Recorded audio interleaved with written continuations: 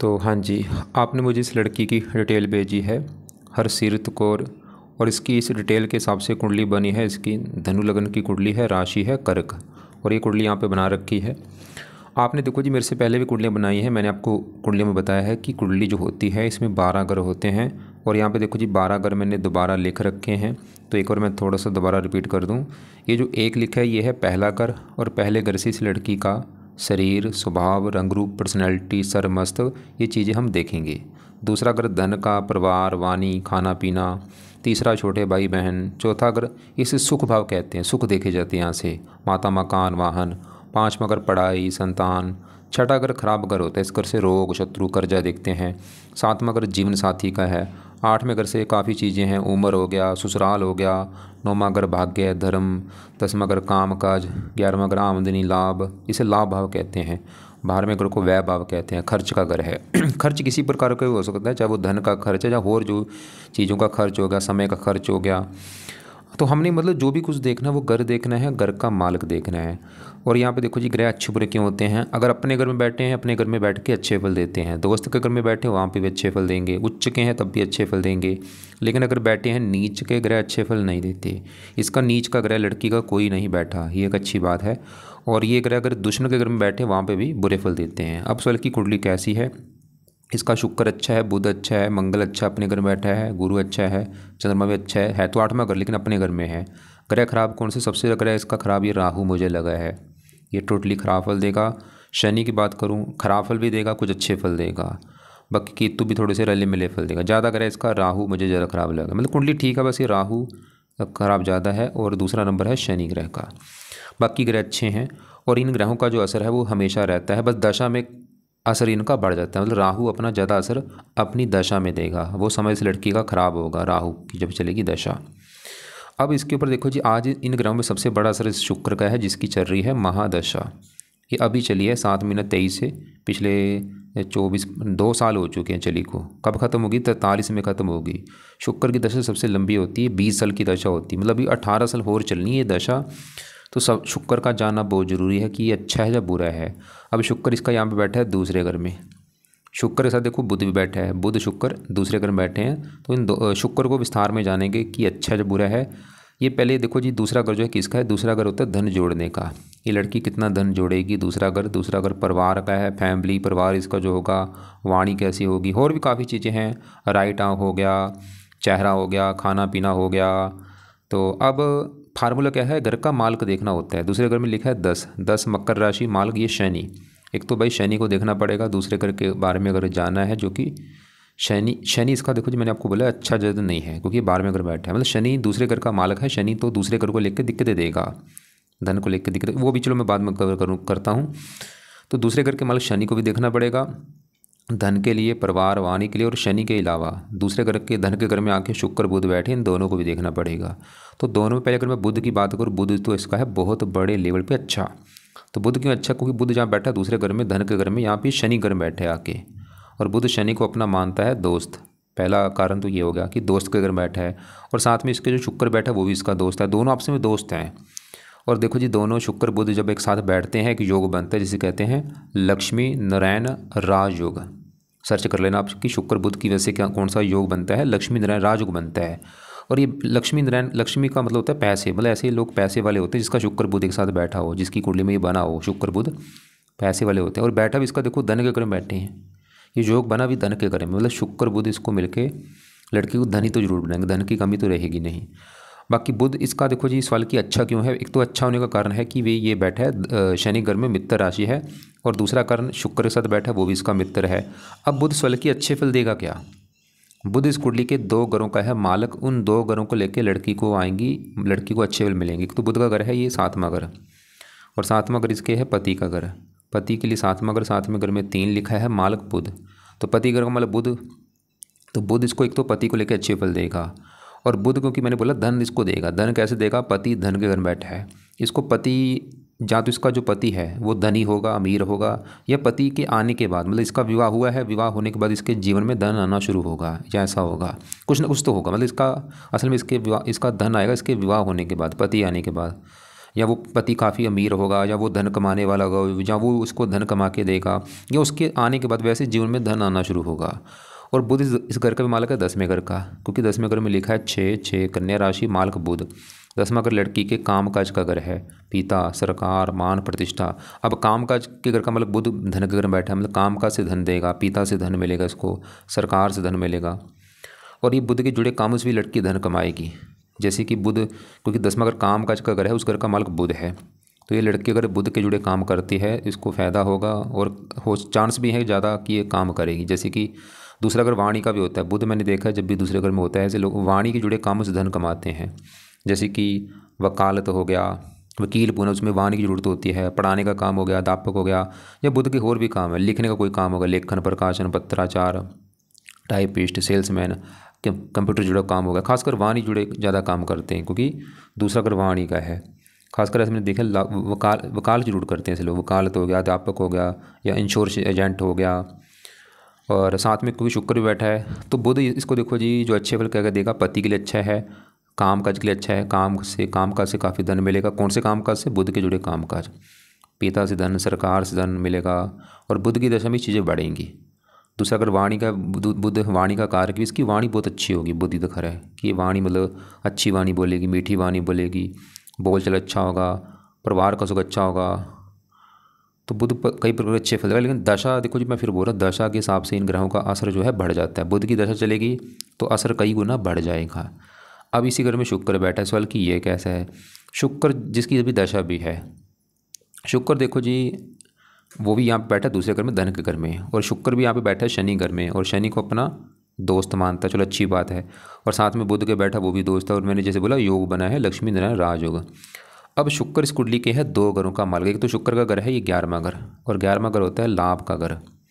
लाभ, आमदनी, कमाई जो होती है 11वां घर, बड़े भाई बहन, इच्छा पूर्ति 11वां घर। 11वें घर में साथ लिखा मालिक शुक्र, ये एक फार्मूला भी है। जब भी 11वें घर का मालिक दूसरे घर में हो जाए, दूसरे घर का मालिक 11वें घर में हो, ऐसे लोग काफ़ी धनी होते हैं, क्योंकि 11वां घर लाभ चला गया धन के घर में। शुक्र इसको लाभ देगा, धन लाभ देगा, धन की कमी नहीं रहेगी इसके पास। दूसरा घर 11वां घर आमदनी परवाह, आमदनी, इच्छा पूर्ति। शुक्र भी यहाँ पे देखो जी धन इसको देगा, जो शुक्र की भी दशा है, धन के रिगार्डिंग शुक्र अच्छा है, धन इसको देगा, लाभ देगा। लेकिन शुक्र जो है ये 6ठे घर का भी मालिक है कुंडली में। 6ठे घर में 2 लिखा है मालिक शुक्र। 6ठा घर है खराब घर, इस घर से रोग, शत्रु, कर्जा, ननिहाल ऐसे कुछ देखते हैं। लेकिन क्योंकि शुक्र देखो जी है तो इस कुंडली मार्केश, लेकिन जरूरी नहीं कि जो ग्रह मार्केश हो बुरे फल ही देता, डिपेंड करता है उसकी प्लेसमेंट के ऊपर। शुक्र की प्लेसमेंट अच्छी है, दोस्त के साथ बैठा है, मतलब शुक्र यहाँ पे फिर भी तकरीबन ठीक है। शत्रु धन, इसको शत्रु से भी धन मिलेगा। कर्जा धन, कर्जे के रूप में धन, मतलब जैसे पैसे को ब्याज में चढ़ा दिया, ब्याज से पैसा आ रहा है, ऐसा भी इसको धन आएगा। और ननिहाल से धन, इसको जो ननिहाल है उससे भी धन मिलेगा। इसका नाना ननिहाल पक्ष से भी वो भी हो सकता है अमीर हो जाए, उससे इसको धन आ सकता है। विवाह का कार्य का, विवाह से धन आना।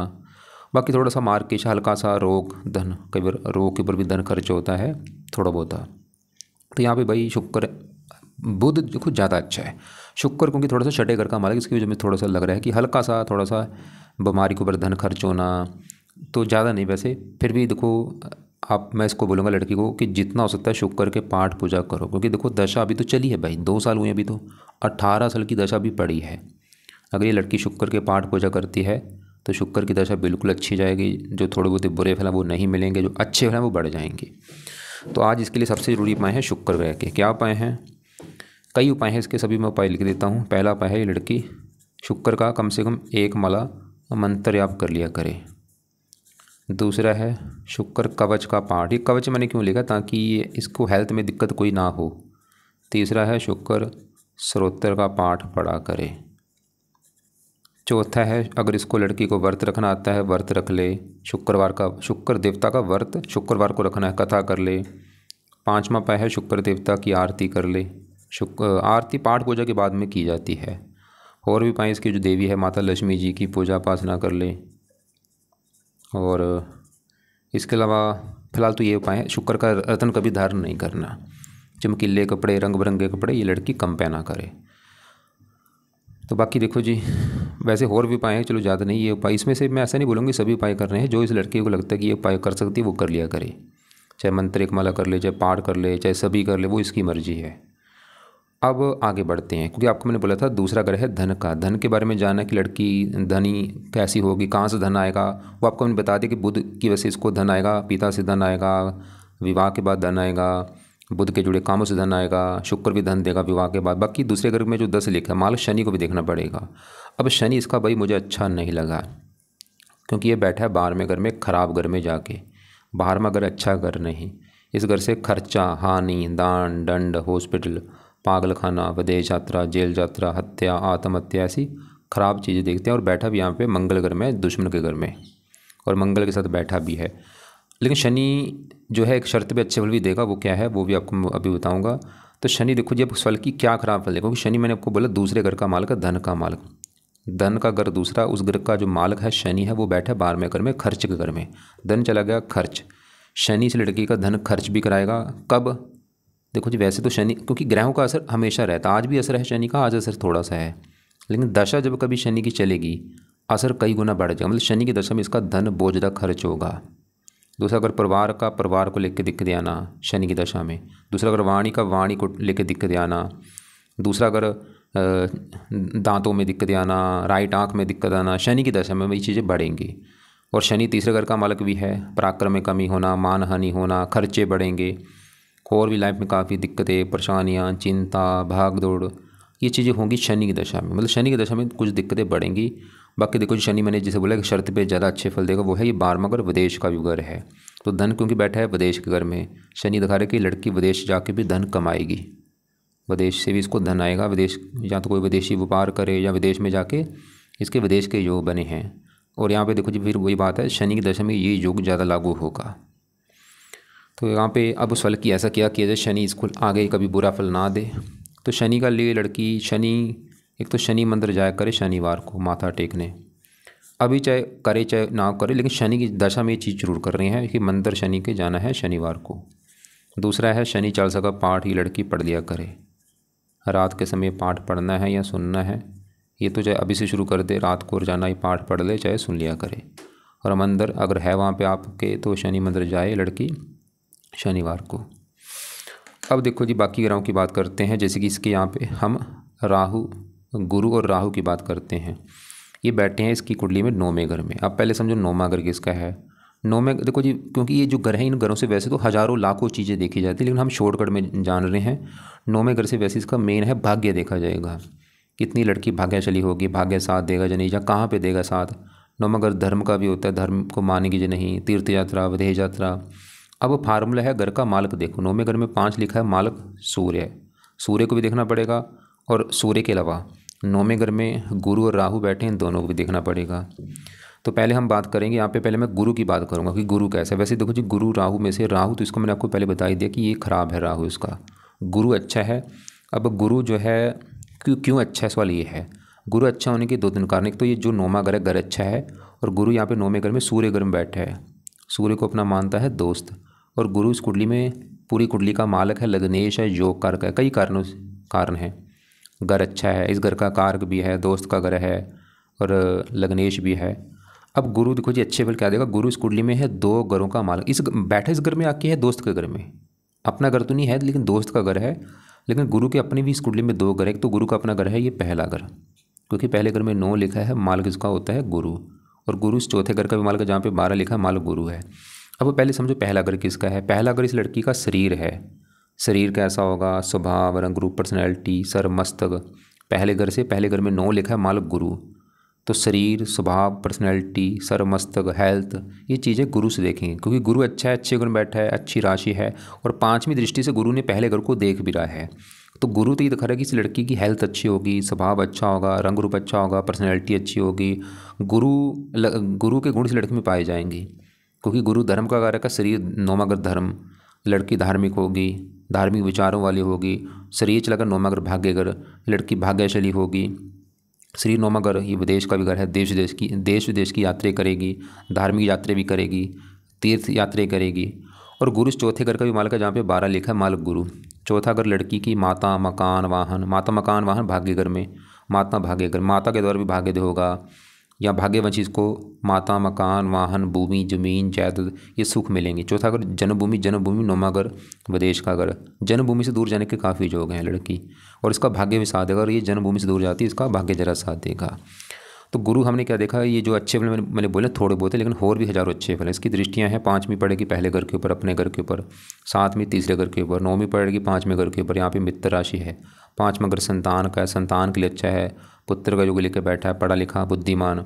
और भी देखो जी 9वां घर सिंह राशि में बैठा है। ऐसे मैंने दो लोग देखे हैं ऐसे जो होते हैं, अध्यापन हो गया, वकालत हो गया, डॉक्टर हो गया, बैंक की नौकरी होगी, फाइनेंस हो गया, राजनीति हो गया, या ऐसे और भी। मतलब गुरु इसका बहुत अच्छा है।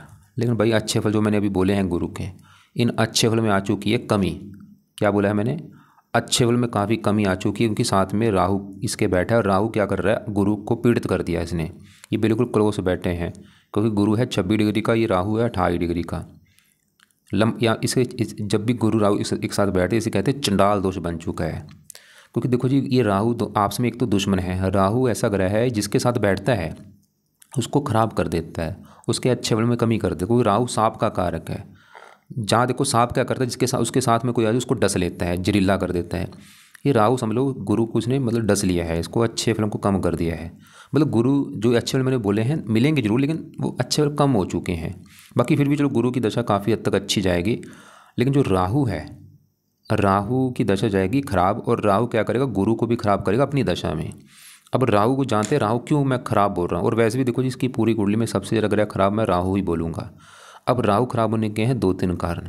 पहला कारण तो है राहु और केतु कुंडली में लेके बैठे हैं आंशिक काल सरदोष। यहाँ पे देखो 9वें घर में राहु है, ये केतु बैठा है तीसरे घर में। इधर वाला बाकी हिस्सा देखो खाली पड़ा है। चंद्रमा बैठा है, अगर चंद्रमा ना होता फिर बनना था संपूर्ण काल सर्वदोष। अब चंद्रमा बैठा है, इसकी वजह से बना है आंशिक कम मात्रा वाला काल सर्वदोष बना है। एक तो कारण राहु केतु होने खराब होने का कारण है आंशिक काल सर्वदोष बना है। दूसरा कारण राहु यहाँ पे 9वें घर में सूर्य घर में बैठा है, सूर्य को अपना दुश्मन मानता है। और तीसरा गुरु के साथ बैठा है, चंडाल दोष बना है। अब राहु दिक्कतें क्या देगा, राहु देखो जी आज भी बुरे फल दे रहा है, आज थोड़े से हैं, लेकिन दशा में ये बुरे फल बढ़ जाएंगे। 9वां घर भाग्य का राहु इस लड़की के भाग्य की हानि कर रहा है। गुरु ये दिखा रहा था कि लड़की भाग्यशाली होगी, भाग्य भाई साथ देगा पुजरा, लेकिन राहु उल्टा कर रहा है कि भाग्य साथ नहीं देगा, भाग्य के लिए इसको काफ़ी दिक्कतें आएंगी, परेशानी आएंगी। धर्म का घर है गुरु, तो ये दिखा रहा था कि लड़की धार्मिक होगी, लेकिन राहु ये दिखा रहा है कि लड़की धर्म को नहीं मानेगी। और भी राहु ये 9वां घर पिता का भी होता है, पिता संबंधी दिक्कतें राहु पैदा खड़ी कर देगा, पिता से मनमुटाव होना और पिता को बीमार होना राहु की दशा में खासकर। राहु की दृष्टियाँ भी, राहु की दृष्टि डाल रहा है 5वीं पहले घर के ऊपर नीच राशि जो 9 लिखा है, तो राहु पहले घर को भी बुरी तरह से खराब कर देगा, पहले घर की हानि करेगा। आज भी कर रहा है, आज थोड़ा सा कर रहा है, दशा में खराब ज़्यादा करेगा। पहला घर मैंने बोला लड़की का शरीर, हेल्थ, स्वभाव, रंग रूप, पर्सनैलिटी, इन चीज़ों को ख़राब कर देगा। मतलब राहु इसकी हेल्थ ख़राब कर देगा। राहु क्रूर है, इसको क्रोधी बनाएगा, जिद्दी बनाएगा, लड़ाकू बनाएगा, इसको गुस्से वाला बनाएगा, इसको चालाक बनाएगा, स्वार्थी बनाएगा। ये चीज़ें राहु की दशा में बढ़ेंगी। 9वीं पड़ेगी 5वें घर के ऊपर शत्रु राशि, पढ़ाई में दिक्कतें, बुद्धि भ्रमित।